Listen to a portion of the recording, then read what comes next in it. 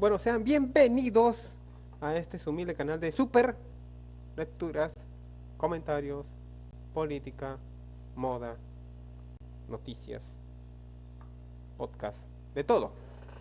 Entonces, eh, creo que estuve hablando por, no sé, a ver, veamos. No. mm, Bueno, 2 hojas. Serán pues 10 minutos.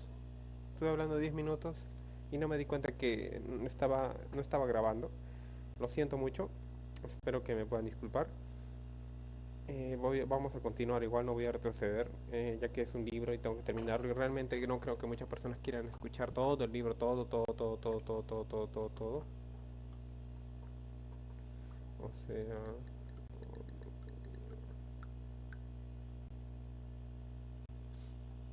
espero que me disculpen y voy a continuar para la super lectura.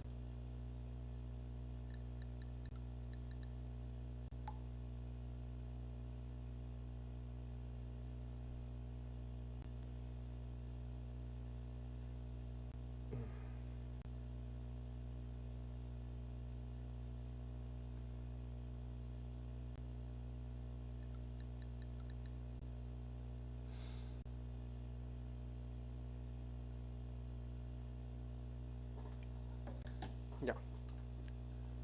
Coca.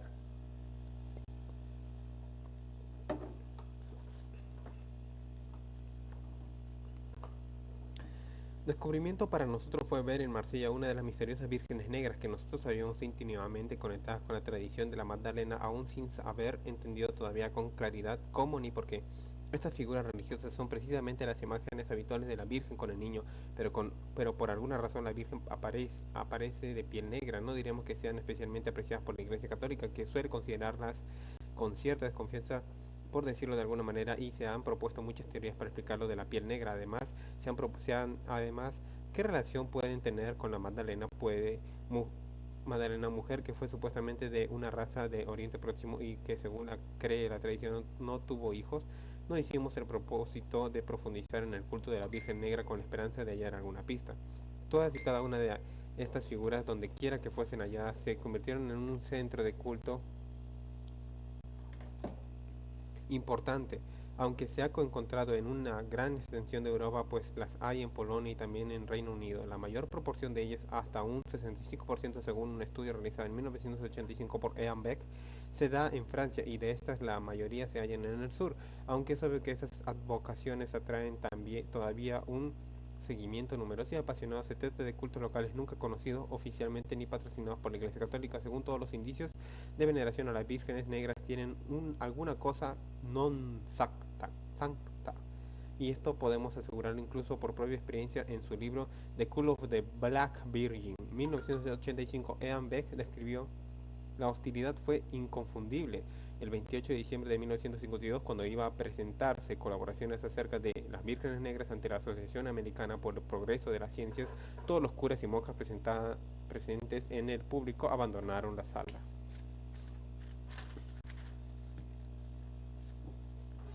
Y sigue diciendo que hostilidades activas. Parte, la mayoría de los sacerdotes actuales exhiben desinterés o ignorancia en cuanto al tema y no muestran ningún interés en investigarlo. Durante la recogida de datos para su libro, Beck visitó con asiduidad los santuarios de las diversas vírgenes negras solo para descubrir que el párroco o sacristán decía no tener ningún conocimiento de tal estatua o que ésta no estaba visible por un motivo u otro. Pero las vírgenes negras, donde quiera que han existido o se siguen descubriendo, cuentan con cariño y devoción inmensos por parte de los fieles de la comarca. Así pues, ¿por qué caen tan mal esos cultos a la corriente oficial del catolicismo?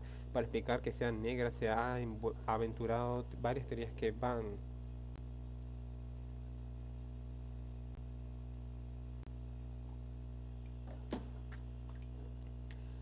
de lo ridículo a lo sublime, con bastante predominio de lo primero. En Beck cita un diálogo típico sobre el tema entre un colega suyo y un sacerdote. A la pregunta: dígame, padre, ¿por qué es negra la Virgen?, el clérigo respondía: es negra porque es negra, hijo mío.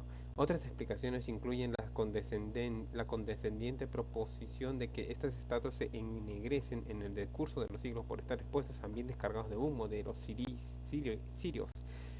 Por supuesto, el hecho de que otras figuras de la misma antigüedad y colocadas en los mismos ambientes sigan siendo por lo menos lavables desautoriza la explicación. Además, las gentes no son tan ingenuas que hayan venerado equivocadamente con tan rara y ferviente pasión y durante siglos unas vírgenes de caras sucias. Sobre esto resulta que muchas de esas figuras están deliberadamente pintadas de negro o se tallaron en especial material negro como el ébano. Parece razonable porque quien las hizo quería que fuesen negras. Otra idea más plausible es que son, digamos, oscuras porque fueron traídas por los cruzados de los lugares donde la población tenía la piel de ese color. En realidad, la mayoría de las vírgenes negras se hicieron en los mismos lugares donde luego se les rindió veneración y no fueron copiadas de ningún otro prototipo que los cruzados hubieran traído de exóticos y lejanos países. Pero hay otra teoría bastante más persuasiva, y es que las vírgenes negras se vinculan por lo general a emplazamientos paganos no mucho más antiguos, y si bien la cristianización de estos santuarios ha sido un hecho común en toda Europa, la propia negritud de estas imágenes sugiere que que son la continuación de una diosa pagana revestida con ropajes cristianos. Quizá esa sea la causa de que la iglesia las trate con desdén, aunque el fervor de ellas dedicado imposibilita prácticamente la prohibición. Por otra parte, si se quisiera que tal prohibición surtiese efecto y más en los tiempos actuales, sería preciso suministrar algún motivo, lo cual no dejaría de llamar la atención sobre lo que está ocurriendo durante los últimos 2000 años. Lo que ha estado ocurriendo sobre los últimos 2000 años. La relación con el paganismo por sí sola no explica naturalmente el motivo de que las vírgenes sean negras, por más que algún apologista cristiano dijese que tal tradición debió de ser que tal relación debió de ser negra simbólicamente al menos, pero muchas de esas localizaciones se vinculan a deidades cristianas como Diana y Cibeles, a las que sí se representó como negras durante los largos periodos en que su culto estuvo vigente. Otra diosa representada en ocasiones como negra fue Isis, cuyo culto en la región mediterránea sobrevivió hasta bien entrado el periodo cristiano. Hermana de Nefis, era la divinidad de múltiples aspectos cuyos dones particulares incluían la magia y la sanación, íntimamente asociada además al mar y a la luna. También su consorte Osiris era negro, en tanto que dios del mundo subterráneo y de la muerte. Este es el que fue arteramente traicionado y muerto por Set, dios del mal, pero mágicamente devuelto a la vida por Isis a fin de engendrar al infante Horus.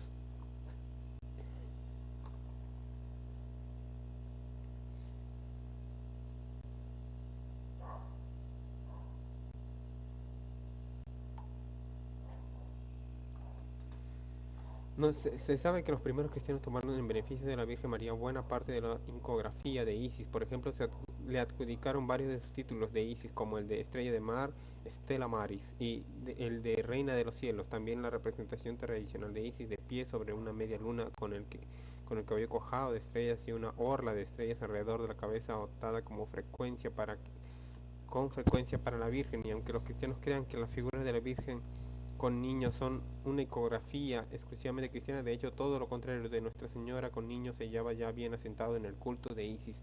También a esta se le rindió culto como Santa Virgen, pero aunque fuese asimismo la madre de Dolores, esto no suponía ninguna dificultad en las mentes de sus millones de seguidores, pues a diferencia de los cristianos actuales obligados a admitir el dogma de la virginidad como artículo de fe, y además, como suceso histórico real, los seguidores de Isis y otros paganos no se enfrentan a un dilema intelectual de ese género. Para ellos Zeus, Venus o Ma, Ma'a anduvieron o no por la tierra en algún momento, pero lo importante no era esto, sino lo que encarnaban. Cada uno de ellos, soberanos del panteón, rigió su propio departamento de vida humana. Por ejemplo, a la diosa egipcia Ma'a corresponde la noción de justicia tanto en el mundo material como en el reino de los difuntos, donde las almas eran pesadas en la balanza. Los dioses eran entendidos como arquetipos vivientes, no como personajes históricos. Ningún seguidor de Isis habría perdido el tiempo buscando un sudario que hubiese envuelto el cadáver de Osiris, ni considerarían importante hallar unas astillas del ataúd en el que estuvo aquella religión. Lejos de ser primitiva e ignorante, se diría que tuvo la comprensión muy profunda del psiquismo humano. Isis recibía culto como virgen y como madre, pero nunca como madre virgen. A sus seguidores les habría parecido francamente ridículo pensar que una mujer permaneciese virgen antes y después de dar a luz a un hijo. Los dioses serían capaces de obrar prodigios, pero no de cancelar la incredulidad humana hasta ese punto. El culto de las divinidades femeninas mayores subraya esa feminidad esencial, dividiéndola en tres aspectos principales, cada uno de los cuales representa una fase en el ciclo de la vida de una mujer real. Primero la virgen, luego la madre, luego la anciana, que representa la sabiduría, las tres vinculadas además a las fases de la luna, sin exceptuar su ocultación. De ese modo, cada diosa también Isis representa en la totalidad de la experiencia femenina, sin exceptuar el amor sexual, y por consiguiente podría ser invocada por una mujer para que la socorriese ante cualquier género de dificultad, a diferencia de la Virgen María, de quien se postula una pureza que es un obstáculo infranqueable para quien tal vez desearía poder consultar con alguien sus conflictos sexuales. Pues bien, algunas veces se representó como negra a Isis, esa mujer hecha y derecha que representa el ciclo de vida femenino completo, y su estuvo mucho más difundido de lo que generalmente se cree. Por ejemplo, se descubrió un templo consagrado a ella en un lugar tan septentrional como París, junto con indicios de que no era un centro aislado. Isis, de la bella diosa adolescente a quien una mujer podía rezar sin escrúpulos de conciencia para absolutamente todo, sedujo a las mujeres de todas las culturas. Cuando surgió la iglesia tan patriarcal, la, la primera intención fue la de erradicar los cultos femeninos de los paganos, pero la necesidad de una diosa continuaba ahí y representaba un peligro para los padres de la iglesia, así que permitieron la veneración a la Virgen María como una especie de versión purgada de Isis, aunque absolutamente desvinculada de los imperativos biológicos, emocionales y espirituales de las mujeres de verdad, un sucedáneo de diosa creado por misóginos para un ambiente misógino. Pero no era fácil que la asexuada Virgen María pudiese suplantar el rol de Isis y que ello no suscitase ninguna reacción por parte de sus seguidores. La Madre de Jesús es esencialmente buena, pero desprovista de relieve de los relatos evangélicos. ¿Cómo reemplazaría una figura tan redonda como la de Isis, que no solo era virginidad, la maternidad y la sabiduría, sino además iniciadora sexual y dueña de los destinos de los hombres? No podía ser que el culto de María Magdalena como el de la Virgen Negra, tan menospreciado por la Iglesia, ocultasen en realidad una idea de la mujer mucho más antigua y más completa. Ha quedado bien establecido que los santuarios de las vírgenes negras tienen relación con antiguos emplazamientos paganos, pero hay otro versículo no tan ampliamente conocido. Una y otra vez esas figuras enigmáticas y sus antiquísimos cultores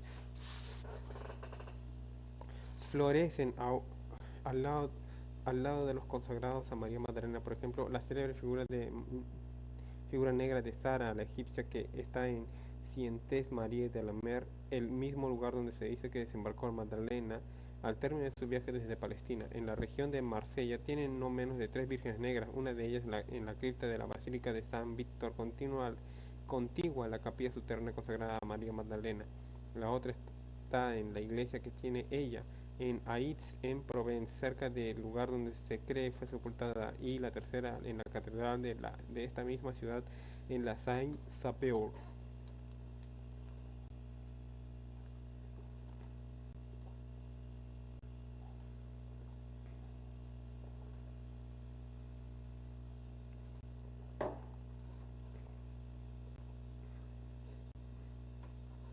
Es innegable la relación entre el culto a María Magdalena y el de las vírgenes negras.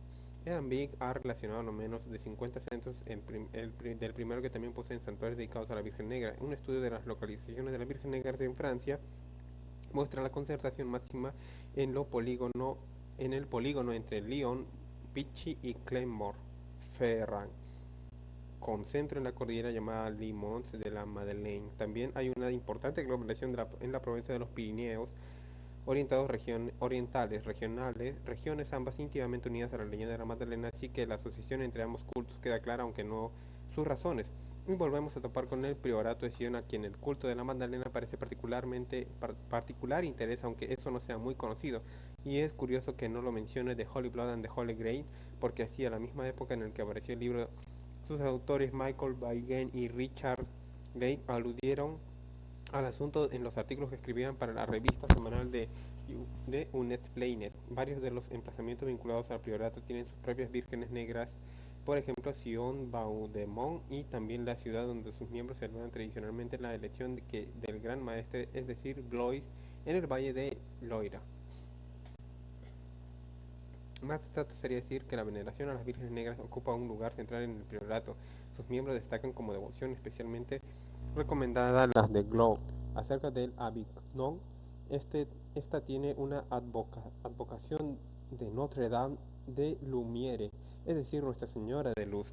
Ellos al menos no alegan ninguna duda en cuanto al significado real de la Virgen Negra, como ha escrito explícitamente Pierre Plantard de Saint-Clair. La Virgen Negra es Isis y su nombre es Notre Dame de Lumiere. Nuestra Señora de la Luz. Parece que hemos encontrado una discrepancia porque ¿cómo puede existir una relación entre las Isis vírgenes negras y la obsesión del priorato con el linaje merovingio? Plantard de Saint-Clair explica la relación entre el priorato y las vírgenes negras diciendo que su veneración fue promovida por las leyes merovingias, pero aun cuando depongamos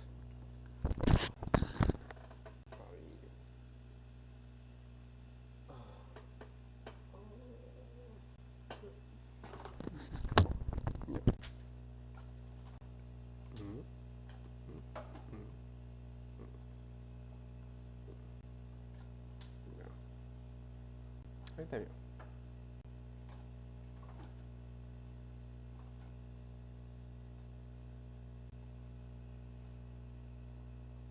Está al máximo, vamos a checar.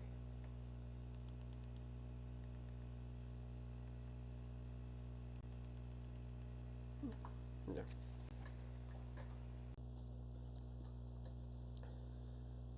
Pero aun cuando depongamos por un momento nuestro escepticismo cuanto a la continuidad de ese linaje, la afirmación no acaba de encajar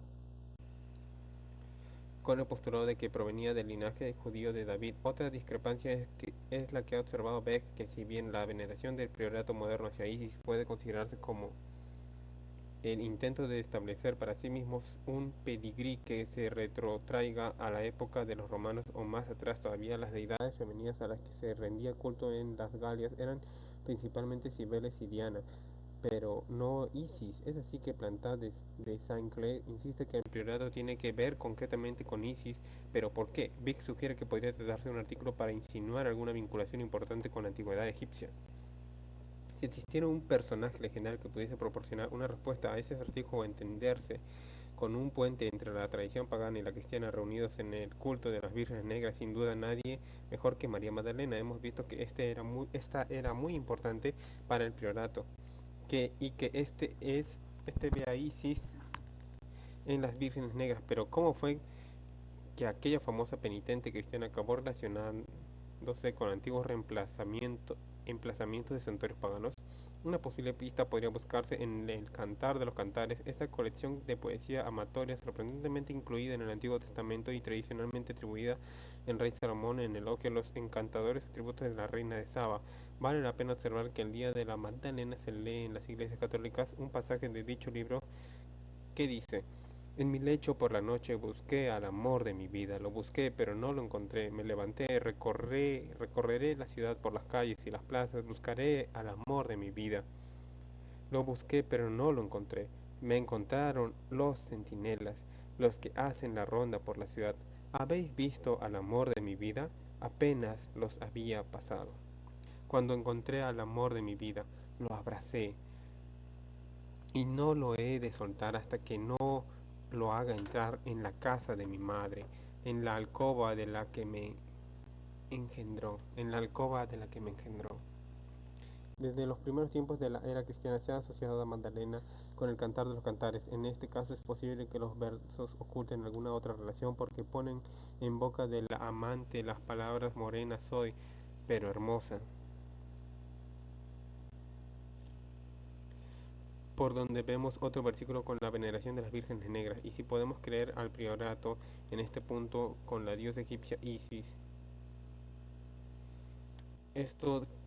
con esto quedamos en suspenso, porque si no se ven muy claras las relaciones entre Magdalena y las vírgenes negras, menos aún las encontraremos entre la santa y el Cantar de los Cantares.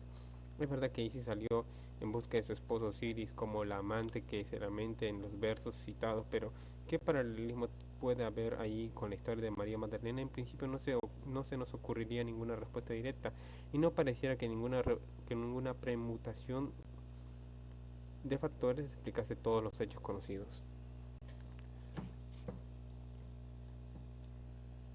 Hay otro elemento que debe tenerse en cuenta. ¡Wow!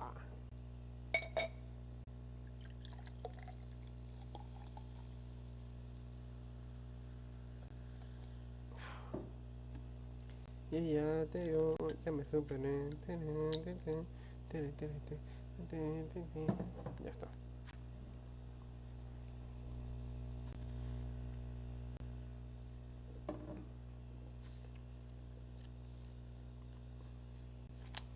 Y que complica todavía más la cuestión. La Provenza, domicilio de la veneración magdaleniense y de varias vírgenes negras, muestra asimismo el poderoso influjo de otro personaje significativo del Antiguo Testamento. El Bautista. En efecto, sorprende comprobar cuántas iglesias le han consagrado a esa religión y a cuántos lugares dedicados a su nombre. En Marsella, además de una iglesia de San Juan Bautista, hallamos el fuerte de San Juan, de los antiguos caballeros hospitalarios que todavía guardan la entrada del puerto. En Aix-en-Provence está la no pequeña iglesia de San Juan de Malta y para mostrar el camino de bajorrelieve que representa la decapitación de Juan el Bautista en un muro de la calle por donde se va al templo, todo nuestro recorrido nos hemos tropezado con el mismo fenómeno inexplicable. La mayor concentración de santuarios consagrados a la Magdalena corresponde a una densidad de iglesias consagradas a San Juan el Bautista superior al promedio. Tal vez esa relación extraña en apariencia inspiró las especulaciones de Ean Beck. El caso de las vírgenes negras incluye tal vez un secreto herético susceptible de escandalizar y asombrar incluso en estos tiempos actuales las actitudes procristianas y de los que es más un secreto que afecta a fuerzas políticas todavía influyentes en Europa moderna. Por supuesto, la abundancia de edificaciones dedicadas a Juan el Bautista podría explicarse recordando que los hospitalarios, más tarde llamados caballeros de Malta, lo profesaron simple una veneración especial y tuvieron destacada presencia en la región, pero hay que contar con otra gran orden de caballería aún más famosa que tuvo fuerza en el sur de Francia y también venerada especialmente al Bautista y a los caballeros templarios. Estábamos en la Provenza, no íbamos a perdernos la oportunidad de visitar alrededor de Saint-Jean-Cap-Ferrat, donde residió Jean Coutu. El viaje a Marsella Niza se nos hizo eterno, aunque hacía apenas un salto contorneado a la costa en dirección a los oropeles de la ciudad-estado de Mónaco. En cuanto a Saint-Jean-Cap-Ferrat, se halla al final de una península y su prestigio por haber servido de reducto a algunas estrellas de cine como David Niven suscita una inevitable ingeniería cinematográfica, aunque es verdad que pueden verse allí algunas de las residencias más lujosas del mundo que uno pudiera imaginar fuera de una película de James Bond, así como de Chateau Saint-Jean, que alza su silueta siniestra, casi amenazadora, y parece recién salido de una película de Hitchcock. Pero ni siquiera ese reducto de ricos y famosos es tan materialista como parece, ni es casual la destacada presencia de San Juárez en la localidad. La aldea propiamente dicha tiene una iglesia consagrada en Juan el Bautista que también da nombre a la población. Una vez más, esto se debe a la presencia de los caballeros de Malta, cuya capilla de Saint Hospice ocupa todavía el lugar que tuvo dentro del antiguo fuerte, en la punta más saliente de la península, lugar muy bien elegido para servir de vigía. En la ornamentación de la capilla sobresalen las placas de conmemoración, la visita de los grandes maestres de diferentes épocas. La plaza exterior se llama Place, Place des Chevaliers de Malte y y la domina una gran figura de bronce que representa a una virgen con un niño, pese a la pátina color verde oscuro que la recubre.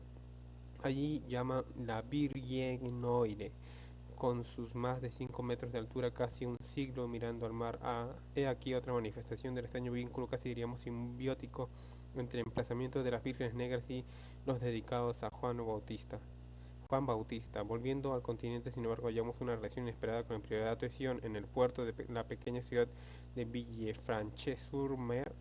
Hay una capilla de la cofradía de pescadores naturalmente consagrada por San Pedro, el gran pescador, pero interesante para nosotros, sobre todo por la identidad del autor da su notable ornamentación proyectada y ejecutada por Jean Cocteau, quedó terminada en 1958, aunque se dice que había sido un sueño suyo desde hacía muchos años.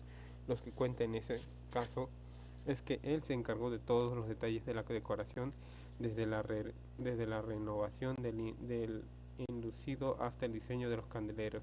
El resultado final es extraño. Para no entretenernos demasiado en buscar un calificativo, recuerda vagamente la decoración de algún templo masónico, aunque con una imaginería notablemente más surrealista. En todas partes hay ojos pintados gigantescos, los situados unos a otro lado del altar, y muy abundantes constelaciones de ojos por todas partes, a más de unas figuras muy peculiares como las de una mujer que mira intencionalmente y apunta los dedos con tres dedos al espectador.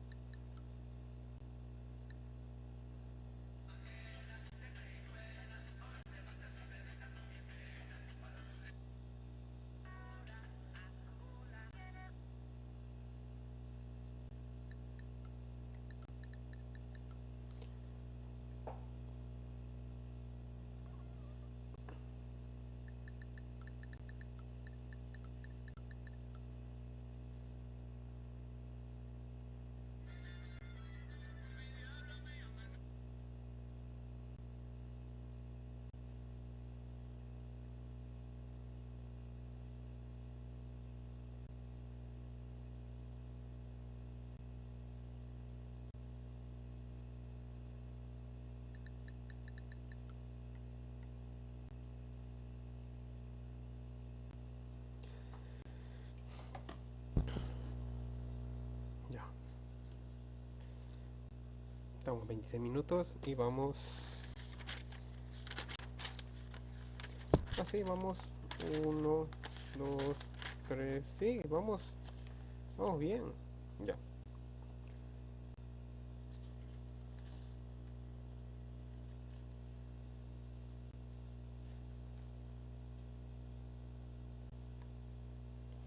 No deja de extrañar esta referencia a otro extremo de la Provenza en una capilla consagrada a San Pedro, si no mienten los evangelios gnósticos al presentarlo como enemigo de María Magdalena, la predileta de priorato de Sion. La decoración de esta capilla fue un último trabajo de Couture antes de emprender un mural de la iglesia londinense, y en ambos casos el visitante sale del lugar con una sensación de incomodidad, como si unas imágenes subliminalmente le hubiesen comunicado a nivel inconsciente algo muy distinto al mensaje que supuestamente debe contener el templo cristiano. Unos 35 kilómetros al norte de los lujos de Niza hay varios pueblos que forman parte de la pauta ya familiar de los santuarios de la Magdalena, al lado de otros dedicados a Juan Bautista. Es en el valle del río Vesubie, por donde pasa una ruta de antaño importante para los Alpes a la costa, y es en esta comarca donde hallamos topónimos que evocan las mismas asociaciones halladas en las cercanías de Saint-Germain-Ferrat, por ejemplo, la aldea de Saint-Madeleine, Sic, etc. Tiene por vecinas una Marie y Saint-Jean. Y eso no es todo. En la misma comarca encontramos un conjunto de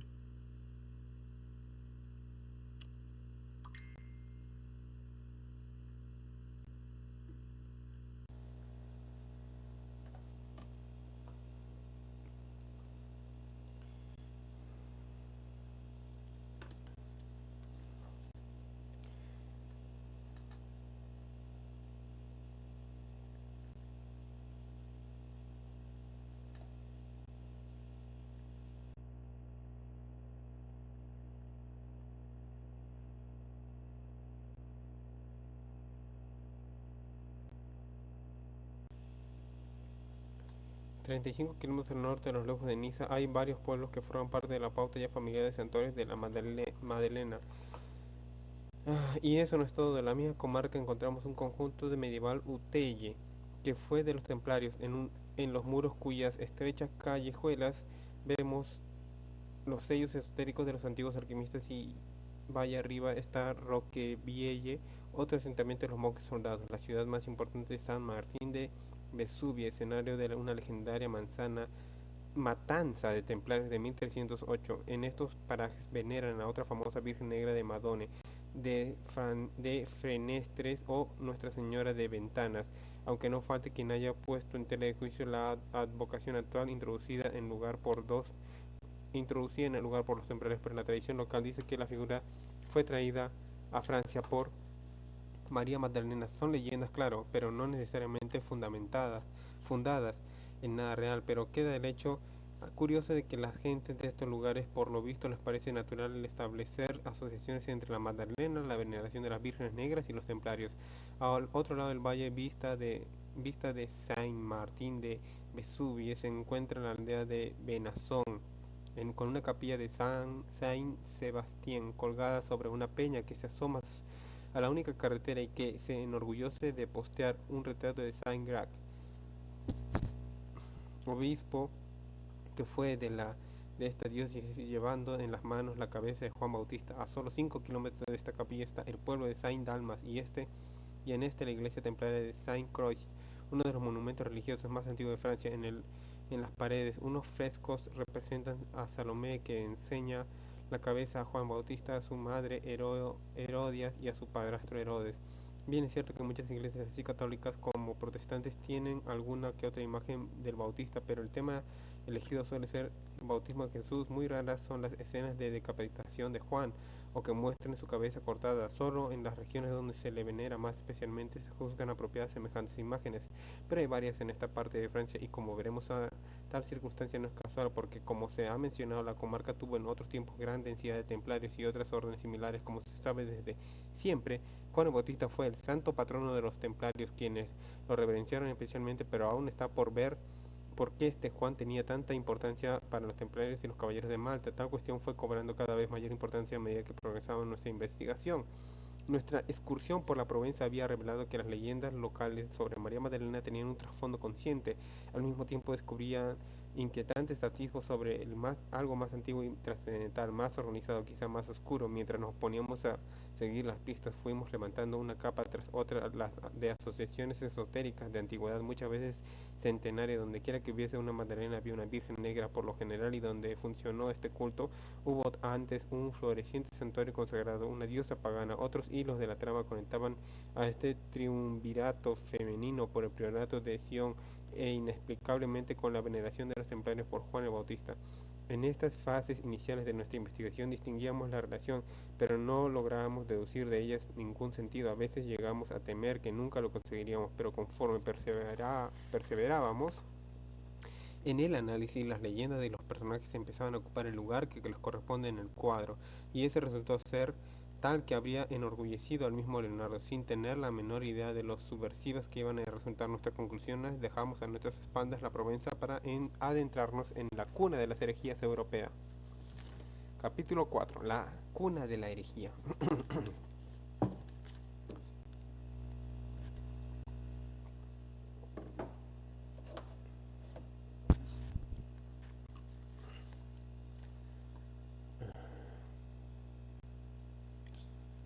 No necesito el celular ahorita, así que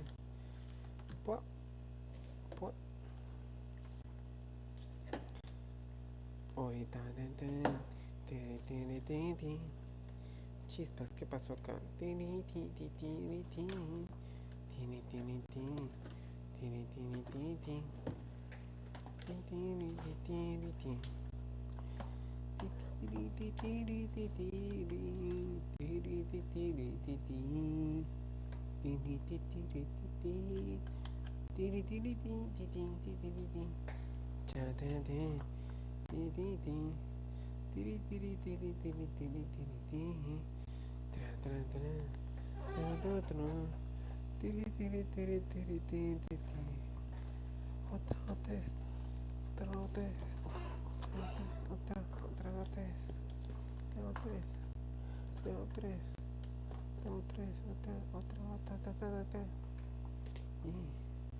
Ya está.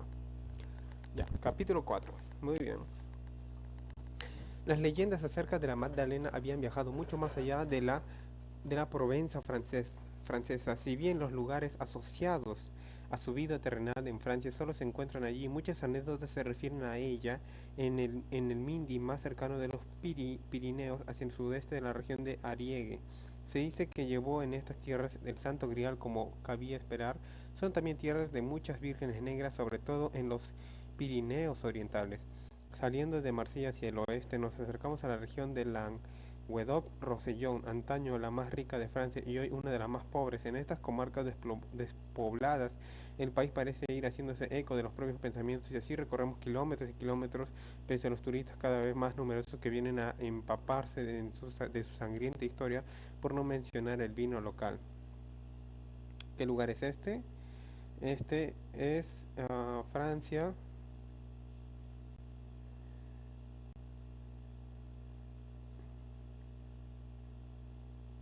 El suroeste de la región Ariège, se dice Pirineos. La región de Languedoc-Rosellón. Ok. Y aunque hacemos nuestra contribución a la economía de la región como buenos europeos, estamos aquí ante todo y principalmente para examinar el pasado. Mm, que dice, abundan los indicios de la turbulenta historia de estos parajes, ruinas de castillos y de antiguas ciudadelas arrasados por el orden de reyes y de papas, puntúan el paisaje y recuerdan brutalidades que ultrapasaron en grado corriente de imposición de la autoridad por la atrocidad tan habitual de la Edad Media, porque el Languedoc-Rosellón fue la cuna de la herejía, si cabe decir que esto de algún lugar de Europa, y no hace falta acudir a más hechos de la historia para explicar el sistemático empobrecimiento de la región. Pocas veces habrá marcado la región los destinos de un país de una manera tan visible, si exceptuamos a Bosnia e Irlanda del Norte, lo que en otros tiempos se llamaba tan solo Languedoc por el idioma del país de la Languedoc, se extendía desde la Provenza hasta la región expandida entre Toulouse y los Pirineos orientales hasta el siglo XIII. En realidad ni siquiera formaba parte de la Francia, sino que era feudo de los condes de Tolosa, teóricos vasallos de los reyes de Francia, pero en la práctica más ricos y poderosos que estos.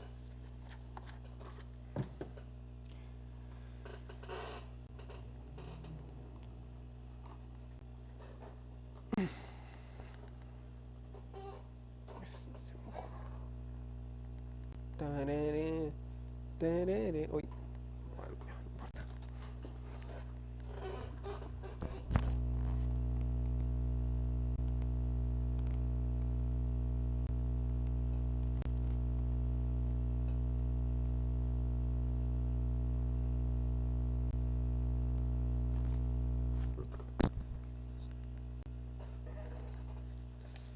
Ya. Eran más ricos, wow. Durante los siglos XVI y XVII estas tierras eran en la envidia de Europa por su civilización y su cultura, el arte, la literatura y la ciencia iban por delante de todo el mundo, pero en el siglo XIII esta brillante y fastuosa cultura quedó destrozada por la invasión de los bárbaros del norte, lo cual quedó un resentimiento que que todavía escuece.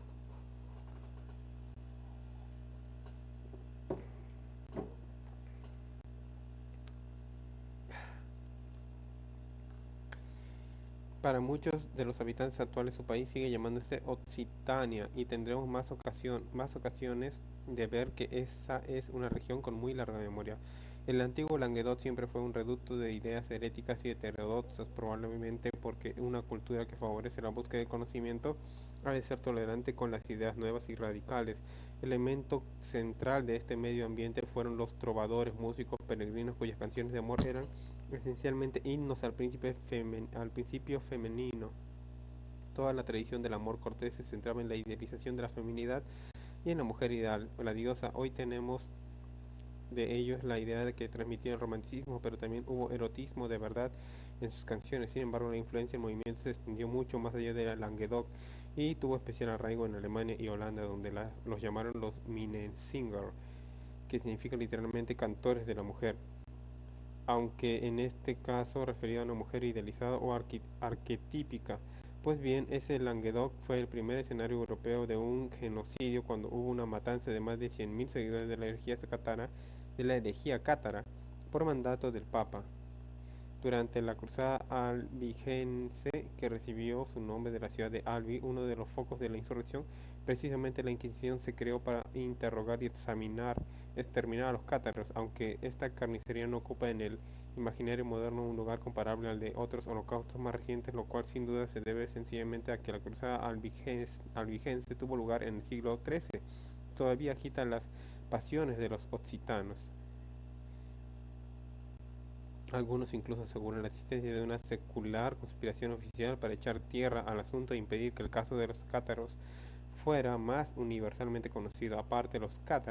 Eh, aparte los cátaros, esta región era y ha sido siempre un centro de la alquimia. No pocas poblaciones conservan huellas de las preocupaciones alquímicas de sus habitantes, como las ornamentaciones con símbolos esotéricos que vemos en las casas de Aletbain, en las cercanías de Limoux. Hacia 1330 y 1340 saltaron en Toulouse y Carcassonne. Por otra parte, las primeras acusaciones de hechicería con la descripción hoy convencional del aquelarre o sabbat de las brujas. En 1335, la Inquisición de Toulouse acusó a 73 personas que a las que extrajo confesiones de los infalibles métodos habituales. Destacó especialmente una joven acusada, Annette Marie de Giorgel, de quien se considera generalmente que habló en nombre de las demás. Al describir sus creencias, dijo que para ellos la tierra era campo de batalla entre dos dioses, el Señor de los cielos y el amo de este mundo, y que ella y los demás apoyaban a este último porque estaban convencidos de que sería el ganador, lo cual parecía tal vez hechicería a los interrogadores, pero era puro y simple gnosticismo. Otra mujer similarmente apremiada declaró que había asistido al aquelarre para servir la cena de los Catari. Muchos elementos paganos sobrevivieron en estos pasajes y aparecen todavía en los lugares más sorprendentes, pues si bien es posible ver relieves del hombre verde, ese primitivo dios de la vegetación que fue venerado en la mayoría de las comarcas rurales de Europa, incluso en iglesias por decenas de cristianos como la Catedral de Norwich, no es tan normal que lo describan como descendiente de una divinidad del Antiguo Testamento, como ha escrito A.T. Mann, Jane y Lille. Lille consiguió hacerse un lugar en la iglesia, a saber, la Catedral Pirenaica de Saint-Bertrand de Comminges. Hay en esta un relieve que representa una mujer con alas y patas de pájaro que da a luz un personaje dionisíaco, el hombre verde. Es una pequeña ciudad que dice haber tenido también la sepultura de Herodes Antipas, nada menos que el rey de Judea que mandó a matar a Juan el Bautista. Según Josefo, el historiador judeo-romano del siglo I, el perverso triunvirato formado por Herodes, su intrigante esposa Heroídas y su hijastra Salomé, la de la danza de los siete velos, fueron desterrados por los romanos a la ciudad de Gala de Ludunc Convenarum, que es la actual Saint-Bertrand de Comminges. Allí Herodes desapareció sin dar rastro, Salomé murió ahogada en un arroyo y Heroídas sobrevivió en la leyenda local, convertida en una bruja mayor de un culto de aquelarres nocturnos. Otra leyenda languedociana no menos llamativa es la que refiere a la reina del sur, reina de Midi, uno de los títulos de las condesas de Toulouse en el folclore.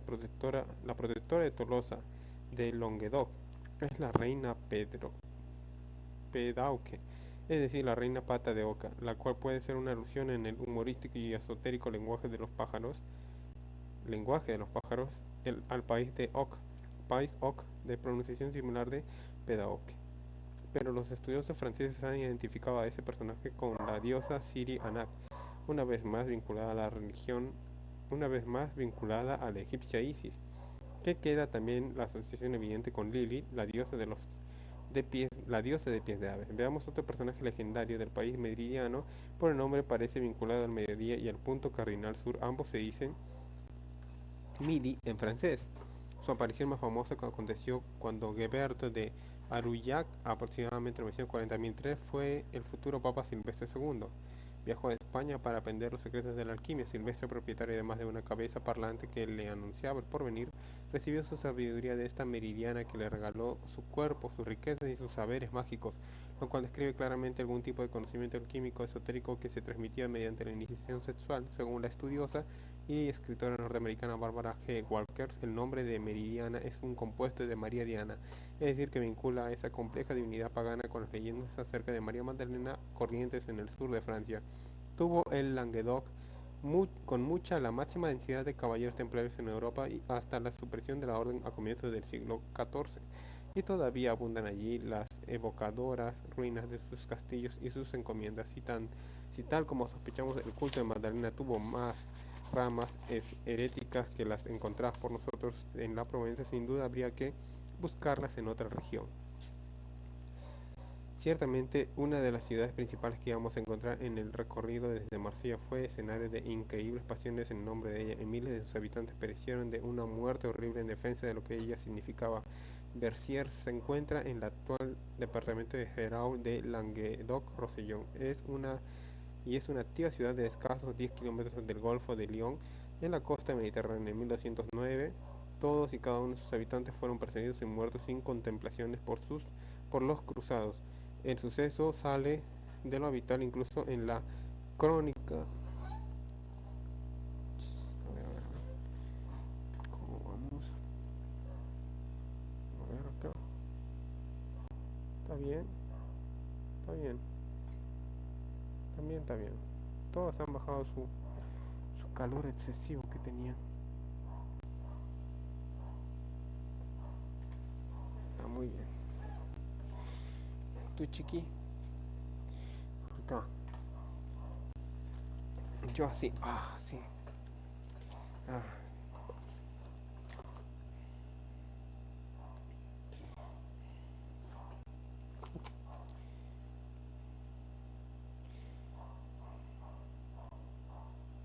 En 1209 todos y cada uno de sus habitantes fueron perseguidos y muertos sin contemplaciones por los cruzados.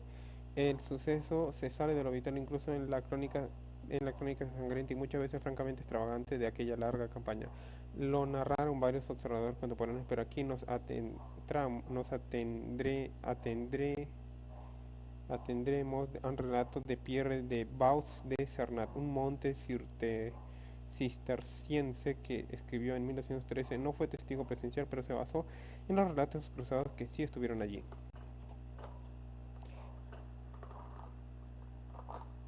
Bierce se había convertido en una especie de puerto de refugio para heréticos, y por eso cuando los cruzados la atacaron allí, existía allí un enclave de 222 cátaros que vivían en la ciudad sin que nadie los molestase, aunque no se sabe si el conde de Verciers era también cátaro o solo un simpatizante. El caso es que no hizo nada para perseguirlos o expulsarlos, y esto enfureció de sobremanera a los cruzados. Estos exigieron que los habitantes católicos comunes y corrientes entregaran a los cátaros o salieran de la ciudad, dejando intramuros a los cátaros para que fuese más fácil exterminarlos, aunque estas exigencias se plantearon bajo amenaza de excomunión, que no era baladí en aquella época de cercanía muy real del infierno. Y la alternativa parecía bastante generosa en el sentido de conceder a los católicos la oportunidad de salvarse de la inminente matanza. Sucedió algo asombroso: los ciudadanos no quisieron cumplir ninguna de las dos condiciones. Como escribió Beus de Cernat, prefirieron morir como heréticos que vivir como cristianos, y de acuerdo con el informe que el Papa recibió de sus enviados, los habitantes de la población juraron además defender a sus herejes.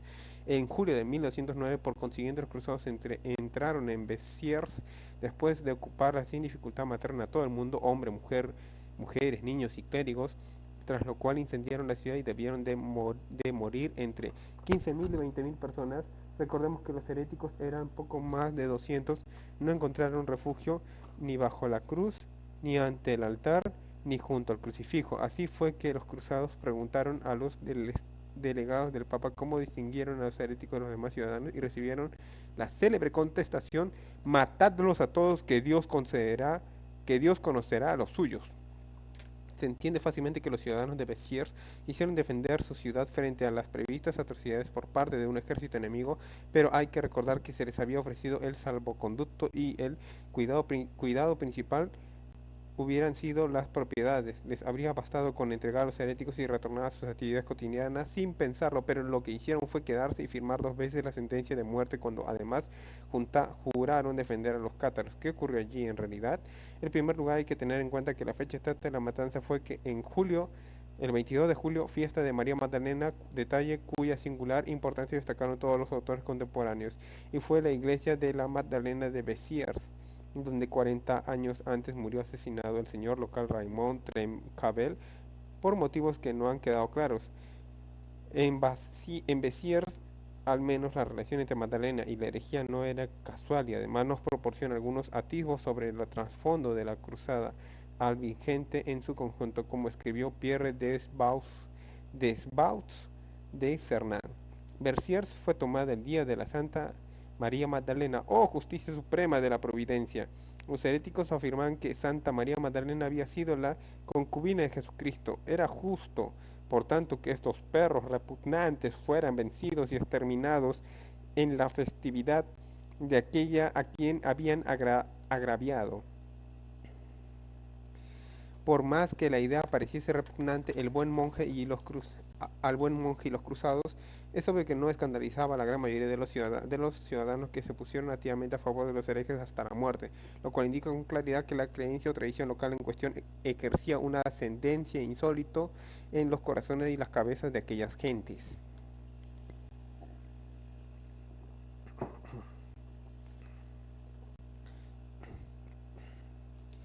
Como sabemos, los evangelios gnósticos y otros textos primitivos describen sin mucho eufemismo como unión sexual la relación entre María Magdalena y Jesús, pero es de creer que estuvieran al corriente de esos los habitantes de la pequeña ciudad medieval. Los evangelios gnósticos ni siquiera habían sido cubiertos y aún en el supuesto de que se hubiese sabido algo de ellos, esas personas seguramente no habrían sido notificadas. Así pues, ¿de dónde provenía la tradición? El episodio vino a ser como el estreno general de la cruzada albigense, con cuyos estragos en el Languedoc aún habrían de durar 40 años más, y tales dejaron cicatrices en la conciencia colectiva de la población que no incurre en un exceso de la fantasía el que cree detectarlas aún. Pero entonces, ¿quiénes fueron estos cátaros cuyas creencias justificaron que montasen toda una cruzada? ¿Qué motivos tenía el poder establecido para temerlos tanto que juzgase necesario crear la Inquisición como arma concretamente asestada contra ellos? Hoy día no es posible describir con exactitud la génesis de la fe cátara, pero hay en el Languedoc el movimiento se, en el Languedoc el movimiento se convirtió rápidamente en una fuerza no desdeñable durante el siglo XI. Los languedocianos no lo hicieron blanco del desdén o del ridículo que hoy dispensamos a las confesiones minoritarias existentes en nuestra cultura. Llegaron a ser la religión dominante en el país y siempre fueron tratados allí con el mayor respeto. Los miembros de todas las familias aristocráticas eran cátaros notorios o simpatizantes que los ayudaban activamente. Se puede afirmar que el catarismo era la virtual religión del estado en el Languedoc. Los llamaban les Bohomes o les Bon Chrétiens, es decir, buenos hombres o buenos cristianos, lo cual da a entender que no escandalizaban a nadie. Los comentaristas modernos, en especial los que consideran la cuestión desde la perspectiva de la nueva era, los presentan como un movimiento de pureza, un intento de retorno a los principios fundamentales del cristianismo, aunque, como veremos luego, asimilaron otras y muchas ideas y sus doctrinas no estuvieran exentas de alguna confusión. Si es cierto que propugnaron un ideal de vida conforme a las enseñanzas de Jesús, acusaban a la Iglesia Católica de haberse alejado en exceso de los postulados originarios, en especial de la pobreza apostólica. Por tanto, anatemizaban la riqueza y los factos de la iglesia que juzgaban opuestos a los que Jesús exigió de sus seguidores. Una consideración superficial tiende a explicarlos como precursores de la reforma protestante, lo que no es el caso, pese a que se dan algunas semejanzas.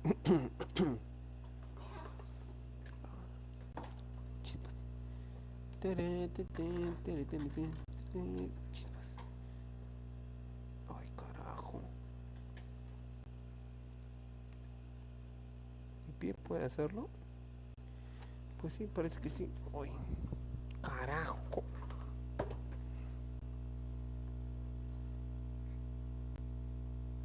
Ya. Ya.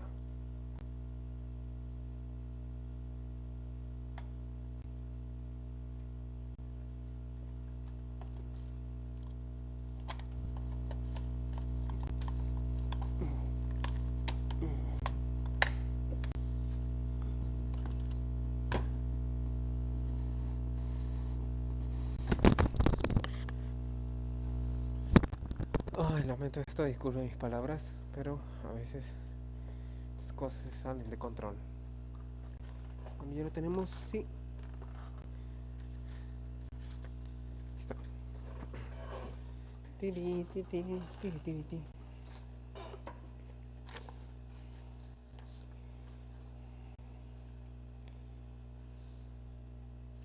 Los cátaros viven sencillamente. Vamos, 55 minutos. ¡Wow! Genial. Vamos a leer rápido acá. Los cátaros vivían sencillamente prefieren congregarse al aire libre o en casa de un vecino mejor que en las iglesias, y aunque tuvieran una jerarquía administrativa con su obispo, todos los mismos bautizados eran iguales en lo espiritual. También postulaban la igualdad en los sexos, y puede sorprender más teniendo en cuenta que en la época, aunque la cultura de Languedoc exhibía una actitud más ilustrada en ese mismo sentido, se abstenían de comer carne por razones ligeramente erróneas, como veremos luego. Eran pacifistas y creían en una especie de reencarnación. También practicaban la predicación itinerante, para lo cual viajaban por parejas que vivían en los mayores de las pobrezas y sencillez, y se detenían donde quiera que hiciera falta. Ayudar y sanar. En muchos sentidos, cabe decir que los hombres buenos no eran un peligro para nadie, excepto para la iglesia. Dicha institución tenía numerosos motivos para seguir a los cátaros. En esto se declaraban adversarios fanáticos del símbolo de la cruz, en tan que morboso y funesto recordatorio un instrumento de suplicio en que Jesús halló la muerte. Aborrecían asimismo el culto y los difuntos y el consiguiente tráfico de reliquias, recurso principal con el que la iglesia de la época llenaba sus arcas. Pero el primer motivo de enemistad eclesiástica fue que los cátaros no reconocían la autoridad del Papa.